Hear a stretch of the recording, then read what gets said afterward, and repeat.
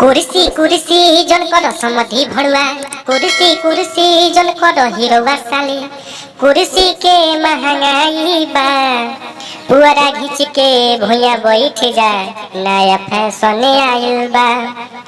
अरे पुअरा घिच के भुइया बैठ जा, नया फैशन आइल बा। नाश्ता नाश्ता जन कर अगुआ साली, नाश्ता नाश्ता जन कर हिरवा साली। नाश्ता के महंगाई बा, ठोंगा चाट के जरा बुझाल, नया फैशन आइल बा। अरे ठोंगा चाट के जरा बुझाल, नया फैशन आइल बा। काहे बरतिया साले लेट कर दिए, आते आते हाथ में पलेट ले लिए। काहे बरतिया साले लेट कर दिए, आते आते हाथ में पलेट ले लिए। मार्शल गाड़ी पंचर हो गया, लेट हो गए, आते आते हाथ में पलेट ले लिए।